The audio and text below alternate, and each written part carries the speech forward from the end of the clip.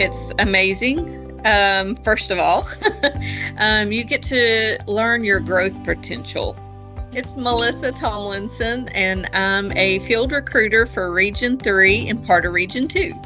It was something different, and I knew it would put me out of my comfort zone to push myself to grow. Leanne Price, and I'm a multitasker, wear many hats. I work at the warehouse. I help with accounting. I'm our safety coordinator.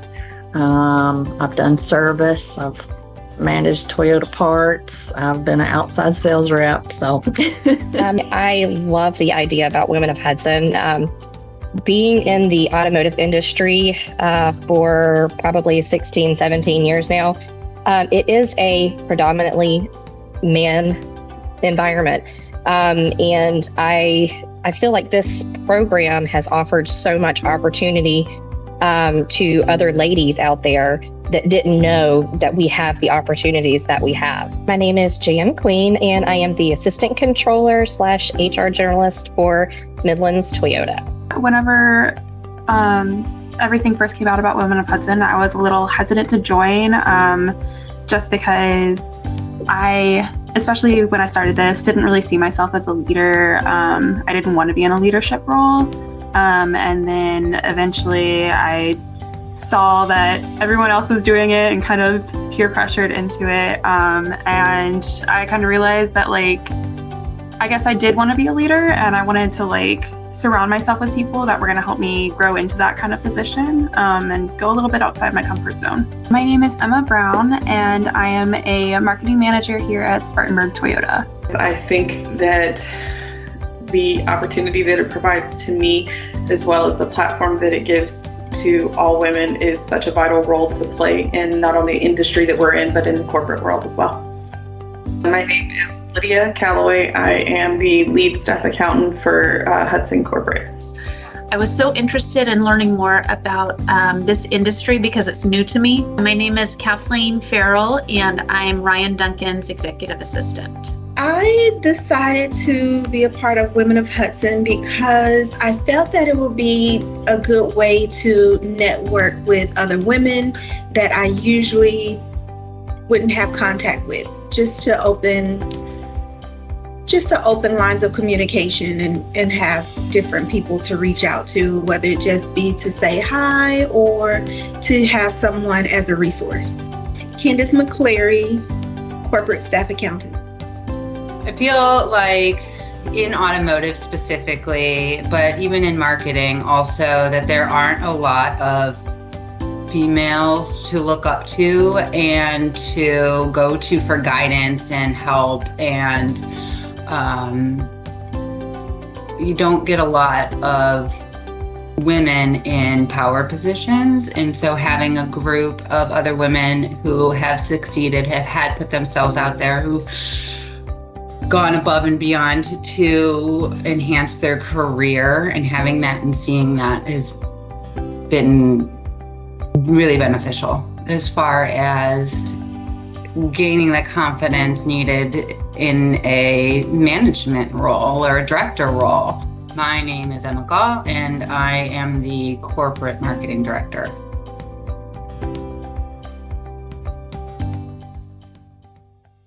So we may have all heard the quote that says, "What great accomplishments we'd have in the world if everybody had done what they intended to do." Mm-hmm.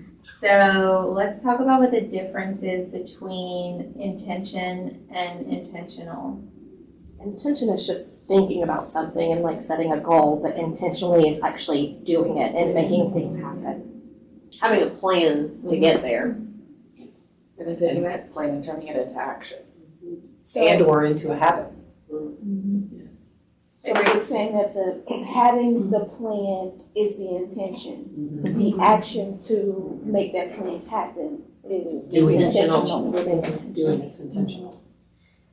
Does anybody want to share how your life might look different if you had done all of the things that you intended to do, or even one or two things that maybe you intended to do? How long do you have? I know, being a teacher. Clearly I'm not teaching. So art teacher. Yeah, sometimes kindergartners. I can go on that. I have intentions to go into teaching early childhood education, and things happened in my life that brought me into HR, and now I'm it's very similar, just grown adults. Still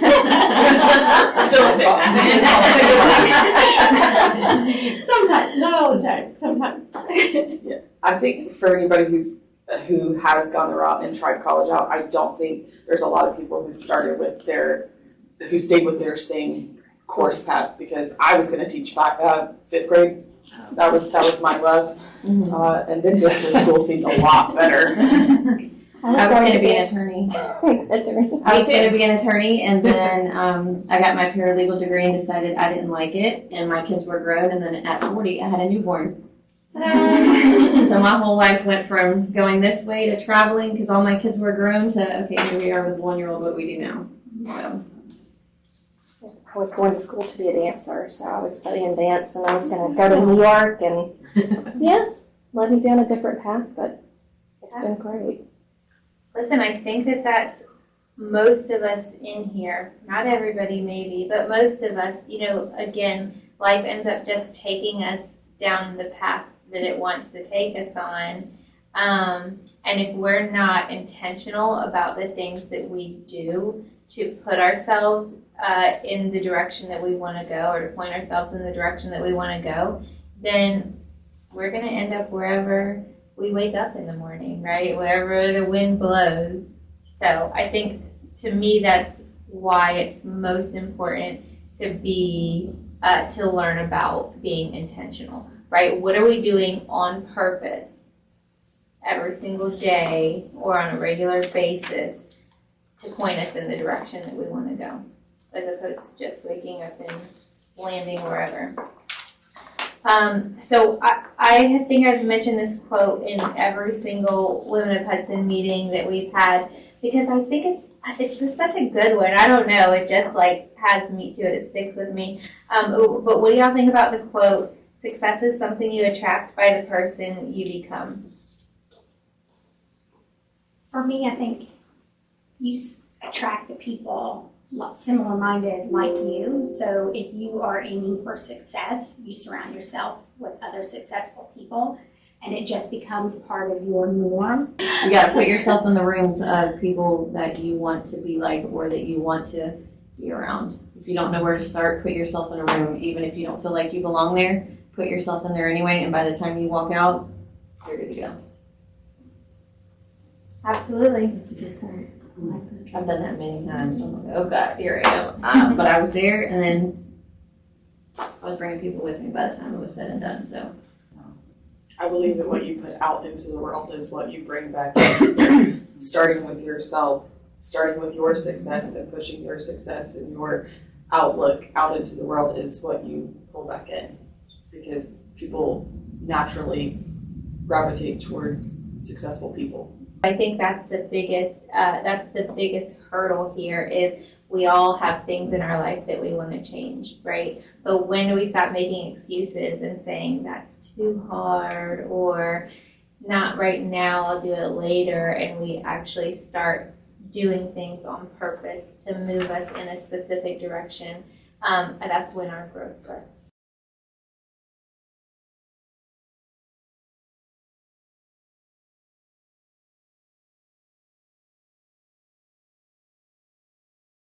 I'm curious if any of you want to give an example of a time somebody said something that stuck with you over the years. So when I was first promoted to being an office manager, the lady that promoted me, and it was a compliment to myself, so that's why I probably remember it, is she told me it was hard to find someone in my position that was as good at accounting as I was, that still was able to get along with people. And I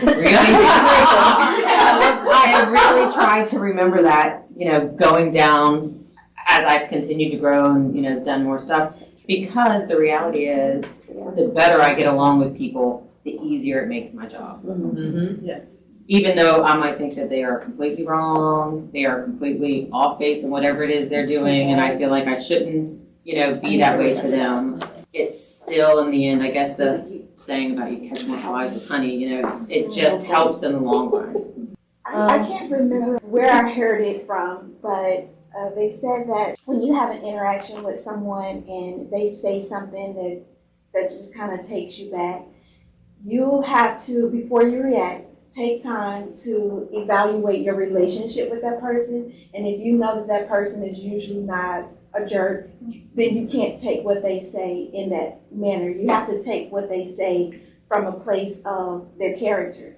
I was just out there, with my team. It was pouring down rain. Of course, all of us were just getting soaked all day, kind of like it has been recently. And, I was like out there just kind of moving cars out in the rain. We're running through the rain, all of us together. And one of my advisors just mentioned to me, was like, I appreciate you actually being out here with us. They're like, we haven't seen that in so long. And I just realized in that moment, like, that's true. So I'm out there every time because it matters. Like, it just matters in such a big way that even though, to be there. I could just sit in my office and You're allowed to do the crappy stuff even when they have. Yes. Never, And never asking your team to do something you wouldn't do. Exactly. And it just so kind of hit so close to home, realizing that I've always made sure I did that, to help any, whatever position I'm in. But even more so now, like, it's just so important to not ask anybody to do something that I'm not willing to do myself. So it's just something recently that kind of, I don't know, it's been an inspiration to myself to be there. And it stuck with you when they said that, and so now you probably make it a point to be out there in the trenches with them. It's kind of funny because you can remember good or bad when somebody says something that rocks your world. You remember where you are, what you were wearing, how old you were, what the weather was like. I had a third grade teacher. Her name was Miss Green at Norcross Elementary. She was an older teacher. And we were in school and we were reading a book called Where the Red Fern Grows as part of our class. And I remember one of the kids talking about college, and she said women don't go to college. The boys will go to school and the girls stay home and take care of their family, and they get to be mothers when they grow up. So I went home and I asked my dad, who was a barber by trade, and I said, what is something that women don't do that men do at work? And he said, they're lawyers. So that's kind of why I decided at third grade I was going to school to be an attorney so that I could prove Miss Green wrong. And then when we were a senior and we got senior letters, she wrote a letter because she knew that I was going to school for that. She wrote me a letter congratulating me for going to college and said how awesome that was. So it was kind of, wow. And I really, really, really wanted to tell her, you're the reason why I was And so when we talk about positivity, when somebody says something positive to you or encourages you, right, like we should, that should kind of help push us forward. But I also want us to remember that it's impossible for us to give what we don't have. So if you can't receive positivity and you can't receive encouragement, then these people that are surrounding you every day, you're going to find it difficult to give that back to them. But I know, Candace, you said that, you're on the other side of things and you'll, compliment people all day long, but it does get more difficult to do it genuinely if we can't take it on ourselves. Because listen, our attitudes are contagious, whether we come at it positively or whether we come at it with a bad attitude. And it doesn't matter if my attitude is geared towards you. If I come and I start to have a conversation with you, but I'm just in a bad mood because, I was in traffic all day and I'm mad and I come and try to communicate with you, like that's going to be contagious. It's going to rub off on you and the conversation is not going to be as effective as we intend it to be.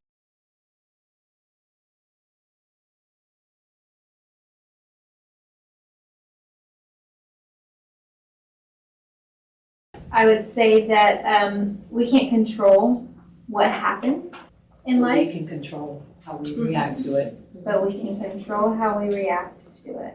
I actually think some of the roughest times in your life, sometimes you look back on it and think, oh, wow, that was really crappy that happened at that time. But wow, what a blessing, because here I am today. now I'm like, well, thank God that happened because that took me here, here, here, and here. Yeah, So sometimes pain leads to success. exactly. I think that's being intentional about using our pain as a learning experience instead of an excuse, because that could go very differently. And so, what are some of the ways that we can push forward through pain, mistakes, or whatever? I think looking for opportunities, like, okay, what went wrong? What is this taking me to? Just really kind of evaluating your situation. And not letting it define you. Yeah. Yeah, be confident in the identity of who you are. Are you this failure, or are you this person that learned something different, a way to not do something? It's not how you fall, it's how you get up and keep moving forward. You have to look at yourself and say, this bad thing happened. What is my responsibility in it? Right. What am I doing to attract this into my life, whether it be a person or an experience or a job? And once you can kind of take some sort of responsibility for the things that are happening around you that may not be so great, then you cannot repeat the same action or the same behavior and completely change it into something else. Sometimes things happen because of mistakes we've made or a decision that we've made. And so a lot of times we get stuck in that place because we can't get over like what we've done. So I think that it's important to, maintain our identity. What is your identity? It's not tied to this thing that you did. And then two, to be able to forgive ourselves. And I think we as women, sometimes that's so difficult for us to do. Something that we can do to help us move forward is to release ourselves from the need for approval from other people. Sometimes we get stuck there because what is everybody else going to think? Are they going to see what happened? And we're so worried about what it's going to look like, and somebody else saying that we can or we did good. I'd say don't make it personal. I think that ties back to don't make it your identity, but don't make it personal, because I promise you that you are not alone. And I think that's also something that can help us push forward when things happen. You're not the only one that's ever been in this situation, and you will not be the last person in the situation. Everybody on this earth has made mistakes, done things that we wish we had done differently. And so if you take it and you start to embody it and you let it just hold you there, I think, being able to kind of release some of that and be able to understand that you're not on your own with it is what's going to kind of help us push forward. When we say we're moving forward, what are we moving forward from? What are some examples of things that cause pain in our lives? Losing someone. I interviewed for Hudson 2 days after my father passed away. I just said, you know what? I looked at it as a blessing. Like, it was perfect timing in my world. Otherwise, this opportunity wouldn't have been an option for me. We were very close, but it was almost like when he passed, he handed me a gift and said, this is your next step. So tell me, how do you process pain? One of the hardest things that I think, even though pain is hard, you do have to dig down deep and find that little bit of forgiveness just to move forward. Not saying that you have to forget, because that's what makes you a stronger person, but you do have to learn to forgive. All right. Do you guys believe that perspective makes a difference? Absolutely, yes. I think perspective is reality. People see things a certain way, but they see it in their dimension, right? They don't see it from the other person's dimension. You have to kind of sometimes try to see other people's perspective and see where they're coming from, because it's not always that they're trying to do something to you or whatever. It's just that's their perspective, and that's what it is. Yeah. As we talk about perspective, we can kind of determine how we frame our pain, right? Like, what perspective are we going to look at it through? What lens are we going to look at it through? Are we going to look at it through a lens of self-deprecation, or are we going to look at it through a lens of a learning experience? Whatever perspective we choose is kind of how we're going to move forward. And so us choosing a specific perspective will allow us to move forward differently, or stay in place, move backwards, depending on how we choose to frame that.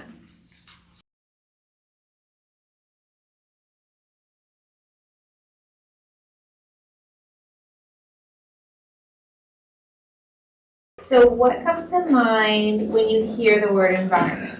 What do you think about? Your surroundings. Immediate.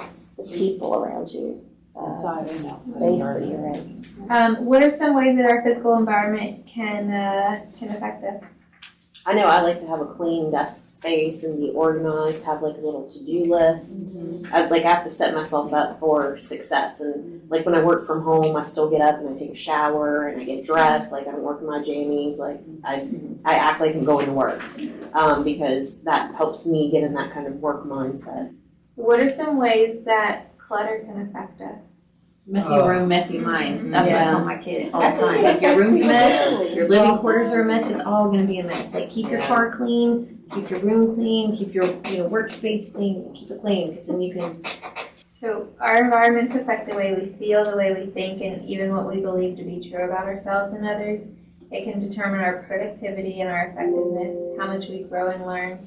It can bring out the best or worst of our character. It can determine our mental health and our level of success in life.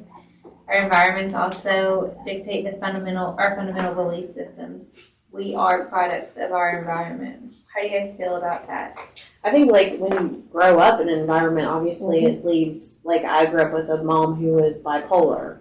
And so obviously that's created, some character flaws in myself. Like I always feel like I'm walking on eggshells. Like I don't know kind of how people are gonna whatever. And so that's like I have to have a mindset that like not everyone's like that. You go through different environments as you grow older. So it all kind of molds you. To that point, Rachel, for those of us that have kids at home or have raised children, what do you do to ensure that your child is in an environment that's positive and that is a growth environment? I think so. Everybody from their childhood to the childhood they provide for their children, they take something from their childhood and they say, I'm never going to do that. I'm not going to be like that to my children. And You forget you're a human.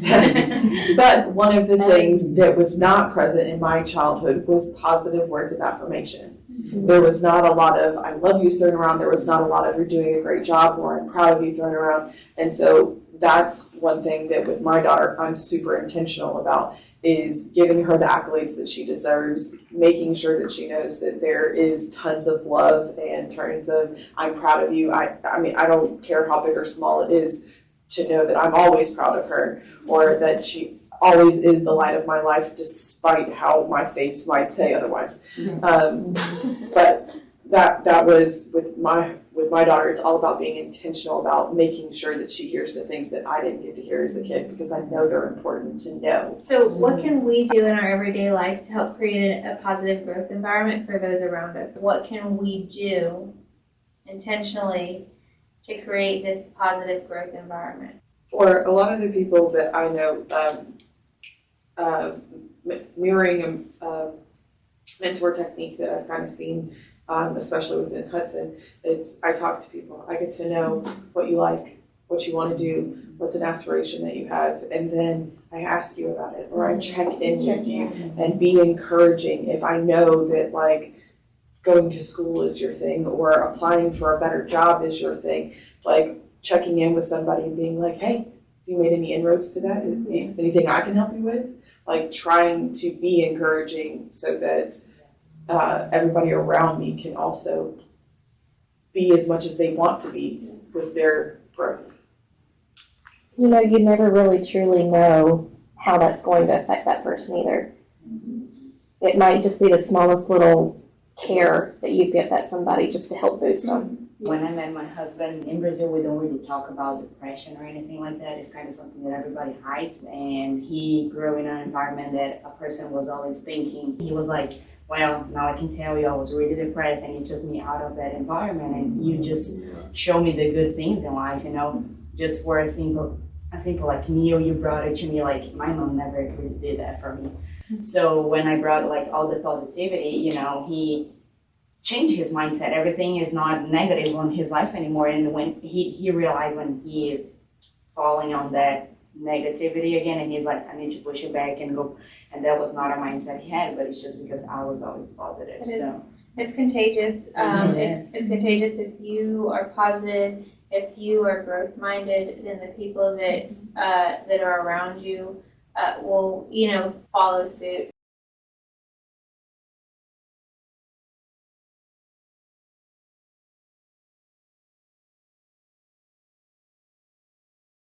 What are our thoughts on the idea that we are our habits and our habits are how we embody our identity? Mine's pretty sad then. Mine was eating, mine was TV. I don't have a good life. I'm joking. I think that is though after being at work all day and you're just like, have a chaos day all day. When you get home and you're like, I just need something that is not real that I can just watch so that I don't have to think about everything that I've done all day. Habits they make who we are. They define who we are. Yep. So the more you repeat a behavior, the more you embody the identity.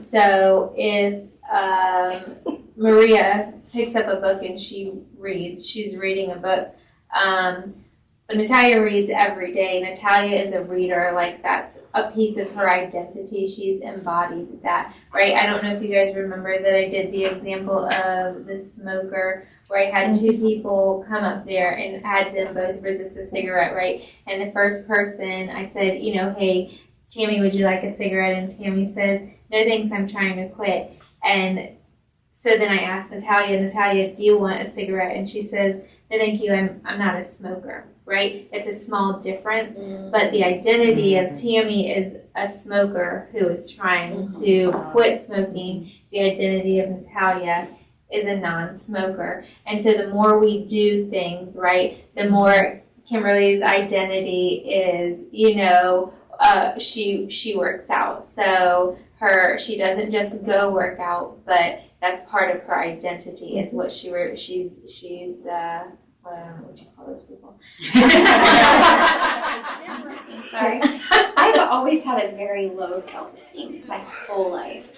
And I read somewhere that if you just tell yourself, look in the mirror and say, I'm beautiful, it can make a huge difference. That was so hard for me to do. I mean, it's still very hard for me to tell myself, I'm beautiful. It's almost like as women, we shouldn't say that. We shouldn't say that or believe that we're pretty. Because somebody told us one time that if you tell yourself you're pretty, then you're vain. Exactly. But, I mean, it's starting to boost my self-esteem and make me feel a little bit better about myself, but it's a behavior, it's my habit, it's who I am. I've always been that way, but I'm trying to change. You can change, right? We can change. We can make or break habits. We had a whole big conversation about that. But I want everybody to say, I am beautiful. I am beautiful. You guys are beautiful. So are you. You're beautiful. So what are some ways that we can build consistency, right? Who is it that we want to be? We create these habits to point us in that direction.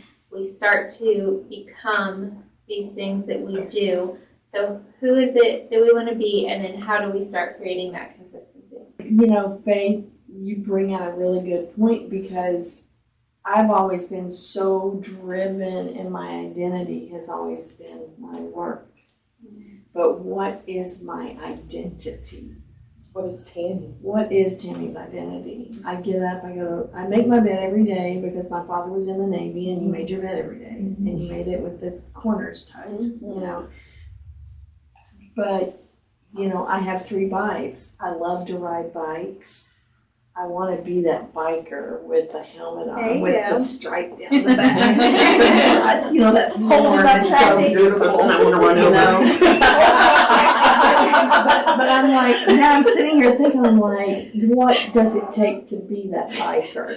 Yep. Right. Well, what are some ways that we can build consistency? And we talked about some of these for any of you guys that remember. Does anybody remember what an irreducible minimum is? It's the minimum that you do every day. The very least. The very least that you do every day. Yeah. Yeah, exactly. So make it obvious, right? Is what we said. Put it right here. Whatever it is that you want to start doing. How do you put it in your face? Well, we said if you wanted to learn guitar and the guitar was sitting in a closet somewhere, then you're not gonna pick it up every single day and do it. But if you put the guitar right in front of your seat on the couch where you would normally sit and watch TV, then you're more likely to pick it up and do it. So make it obvious. That's a way to build consistency.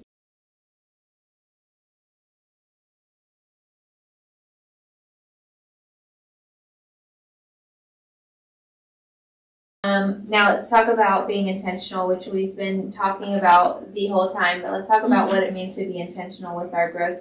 And I want to ask you guys, do you guys feel differently about your growth now than you did maybe 6 months ago? So, oh yeah, definitely. And there's so many people, I have learned, I guess I can't speak for other people, but I have learned to reach out. That's Jason. I have learned to reach out to, immediately. I'm calling my executive coach. I'm calling Faith. I'm calling Tashika. I'm calling, I'm meeting with Natalia. We're having a group session with some of the VRs. Just, it's much. I guess I am resolving things much more quickly with a different mindset than I did previously. What are some things that can keep us from having a growth mindset? Obviously, when something bad happens to you, you just want to wallow in it. Yeah. Or if the result is not, like you're going to the gym and you want to see in front of the mirror in a week. And that's not going to happen. Why am I not a size 2 yet? I'm just not having this. Sorry, Linda. I'll be a model. Being complacent. Just keep at it. Yeah. 30 days to a size 2? Let's do it. It's called surgery. You got it.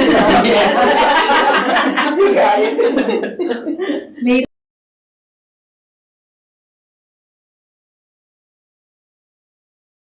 when we surround ourselves with people that have a fixed mindset, that's going to limit our growth, right? Failure to practice is going to limit our growth. Lack of patience, right? That's going to limit our growth. Sometimes short, sometimes let go. Feeling like we're undeserving of something, that's going to limit our growth.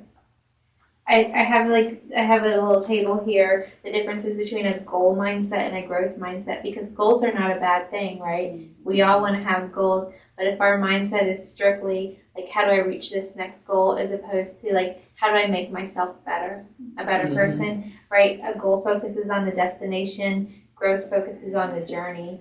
A goal motivates you and others, but growth matures you and others.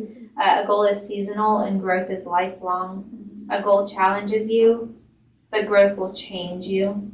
A goal stops when the goal is reached, but a growth mindset keeps you growing beyond your goal. So a little bit of difference there. There are some things that can keep us from having a growth mindset, so just be aware of those things. And how do we continue to grow? What are some things that we can do to continue to grow? Put yourself in the rooms. Yes. Yeah. Reaching to learn, continuing to learn. Keep pushing the goal line. Something Lydia does really well is be curious. Oh, yeah.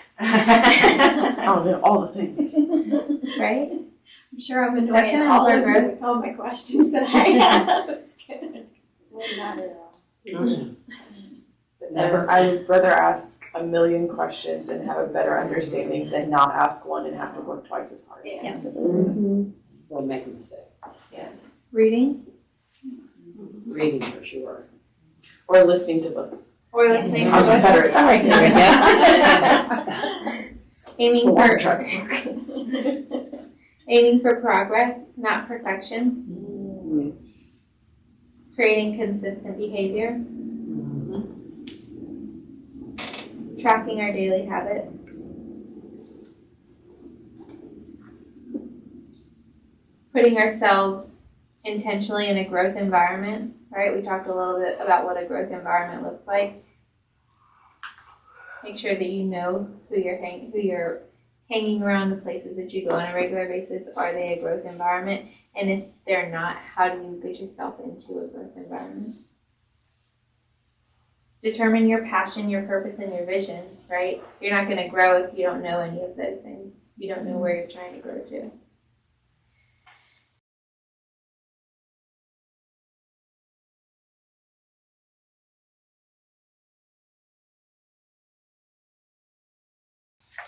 Be a river, not a reservoir.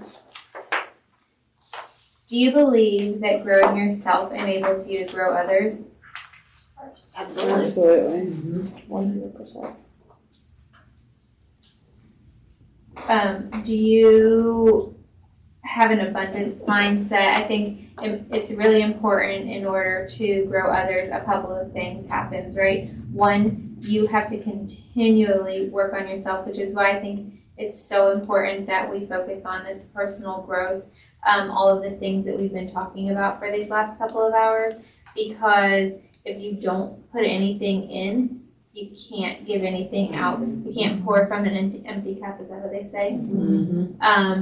So if you don't put anything in, you can never give anything out. But you also have to have an abundance mindset, and that means, and that's the definition of be a river, not a reservoir. You have to imagine that when you're pouring into yourself, there's always more to pour in. So you're not going to deplete yourself when you start giving it to other people. What's the purpose of growing others? I think you already reach their potential. Yeah. I wrote down by developing others, we develop ourselves further, and this allows us to develop others further. And so conversely, if you don't develop yourself, you can't develop others. What do you want your legacy to be? Has anybody ever thought about that? I know when we did the value cards and determined like what is it that you value most, legacy was one of the things that I valued, and everybody doesn't value it. But do you ever think about what you want your legacy to be? And it doesn't have to be at work, right? It's you as a person, a whole person. Your kids, your family, your friends, your husband, the people that you work around on a regular basis. How do you want them, to Maria's point when she had to write that sample eulogy, like how do you want them to remember you? What do you want to stick with other people about you? Is it that you're selfish, that you only did everything for yourself? Or do you want it to be that, she was always trying to help somebody else? She always was trying to give back to somebody else. Tell me, what do you guys want your legacy to be? I want my kids to look at me and say, you know what, she worked hard. If she wanted something, she went out and she got it. I don't want my kids to ever think that I gave up on something. I have to say my daughter's a big driving force in that. I did not do things the easy way. I definitely did them the hard way, and I want her to see that no matter, be it mountains in my way, I still kept going. So we talked a little bit about trying to find the potential in other people, right? So most people see others as they are, but a true leader sees somebody as they could be. And, our purpose for developing people is to, leave a legacy, continue to do good, and find the good in other people that they might not see in themselves. What do you guys think about the quote, "There's no success without sacrifice. If we succeed without sacrifice, then it's because someone who went before us made the sacrifice. If you sacrifice and don't see success, then someone who follows will reap success from your sacrifice." That's good stuff. Right. There's a lot of history in there.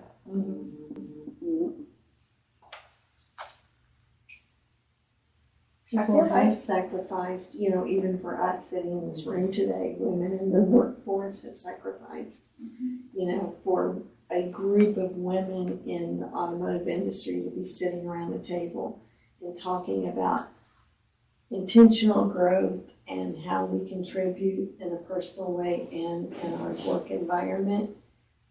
I mean, just many short years ago, I don't think this would have been happening. There are things that have happened in our country, in our state, in the years since we've been born that don't happen now. Like, we're continually fighting for growth and progress in America, in the world, and in our individual lives. And we all have a part to play in that, whether that's getting out and voting like you should vote, whether it's working on yourself to figure out how you can make yourself better, how can you be a part of this, but how can you leave a lasting impact somewhere, whether it's with your children, whether it's with the people that you surround yourself with, wherever it is. Like, you should feel the need to make a difference.